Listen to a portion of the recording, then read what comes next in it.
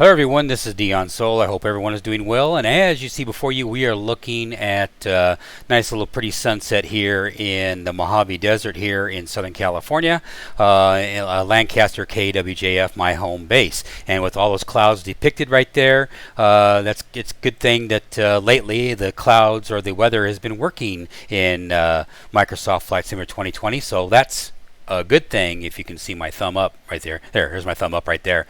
Anyway, the airframe itself in question that we're looking at is, you can see, kind of barely see it, but anyway, it's the Kit Fox, and I think I will probably do a video in the next day or two with the updates, which I don't even know if I really should, because to be honest with you, there hasn't been much in the way of updates. They did have an update, but I just saw a couple of things, and that's about it. I think the update was mostly stuff under the hood that Big Tire Productions did to make the airplane more compatible or more usable here in Microsoft Flight Simulator 2020. But this particular video I hear is not about that. What the video here is about it's about NeoFly. This is a follow-up video of the NeoFly video from the previous video I just did yesterday as of this recording, which is the 6th of October of 2020. Howie Fly asks, a great tutorial. I was wondering if you can add aircraft that you have purchased, like the Coronado C-182. And the short answer to that question is obviously yes, you can. And here I'm going to show you guys how to add aircraft to it. At least that's what I have found so far and what's been my personal experience. So what you want to do is you want to add your aircraft. First off, you want to have these either start the sim after the steps I'm going to give you before the last step, or just save time and aggravation. Have the sim like I have right now already loaded up with the aircraft that you want to add. In my case, it's here in the dark. It's going to be the Kit Fox. And that we're going to use the Kit Fox as our example right now, how we're going to add this to NeoFly. For the first time again, bring it on up, and then just go ahead and arbitrarily pick an airport that you want. In my case, let's go ahead and start this time. Well, no, let's go ahead and just go KWJF. Fine, whatever. Go back to KWJF in my case, because that's my home base. Now, I'm just going to pick any mission. It doesn't really matter what it is, as long as it's a fly mission. You go to pick a mission, and then it's going to automatically take you over to the mission details are all right here, and you already see that nothing has been selected and that sort of thing, and that you are, you're ready to fly the mission, but you see that there is the Skyhawk is right here. But it has no location as well, so you don't have a location and it doesn't have a location. So what you do is you're going to go ahead and connect. Now, by you connecting, by already having the flight simulator loaded, and the program is pinging the simulator and say, hey, okay, we're at KWJF. I've moved this airplane to KWJF for you, because you left it blank on the previous part of the video I just told about, which is the Cessna G1000. But it thinks that it's telling you that you're currently in my case, my Freedom Fox that you see right there. So what you do is, now that the airplane or the program is reading the Freedom Fox is there, you just go over here, you just click on, and you can see it right here as well, that it pinged the Microsoft Flight Simulator and saw that this is what it was installed. So you just click on Add, and now it says Aircraft Added. So now if I go back over here, whoops, I don't want to do that. If I want to go back over here to NeoFly, and then I go over here to Database, and I click on the CSV file, and I go ahead and load up Notepad++ in my case, and then now you're going to see the Freedom Fox is right here. Now, the reason why the Freedom Fox ended up going right there, because when I last left when I save this program, I save the cursor right there. So you just simply hit the enter key and bring the Freedom Fox down here to its own line 32 in this particular example, and now it's good to go, and it also set the price.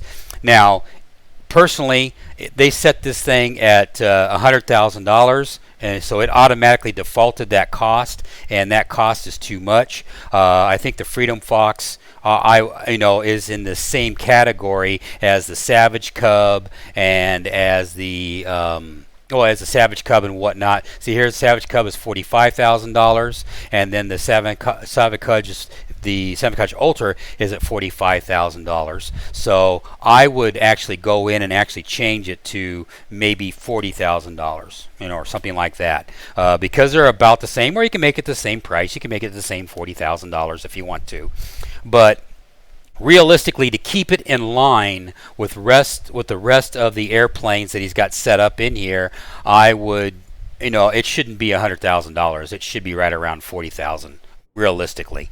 So anyway, so like I said, so that's how you do it. That's how you get the Freedom Fox in there. In my case, is you just hit that add button, and then you're good to go. Now, in order for me to be able to start with a fresh install with the Kit Fox, I have not been able to figure out how to do it. I really wish the developer would say, okay, do you want an easy level or a hard level or whatever, and then actually just have the aircraft saying that you want what aircraft. I mean, I would think, if you want easy level, then you're going to start out with the G36 or the G36. And then you would have the option because you're starting with an A-class aircraft. And then if you want, that's the easy level. Then if you want the extreme hard level, then you populate all the two-seater aircraft such as the Kit Fox, the Savage Cubs, and that sort of thing. All the two-seater aircrafts, and then you can just pick the down arrow and just pick those two-seater aircrafts or whatever the developer needs to do, but give you the option to be able to pick instead of starting out in the Cessna 172 G1000 all the time. I think this needs to be refined where you have a little bit more custom ability to be able to pick a starter aircraft instead of having to always default, because then you have to revert back to what I was talking about earlier, and that is actually having to go in and manually go into your hangar and cut and paste from the CSV file like I showed you in the previous video to be able to start with a different aircraft. So that's they need to figure out a way to make that more available. So anyway, so that's pretty much it there. That's how you do it to be able to get your aircraft in there. If you already had the money to buy that $40,000, then all you would do is just go and find an airport that actually has got the aircraft in stock, and then you would just go to that airport. You would search around until you find the Kit Fox. In my case, I'd go around until I find an airport that has the Kit Fox, and then I would buy the Kit Fox and rock on like you would normally.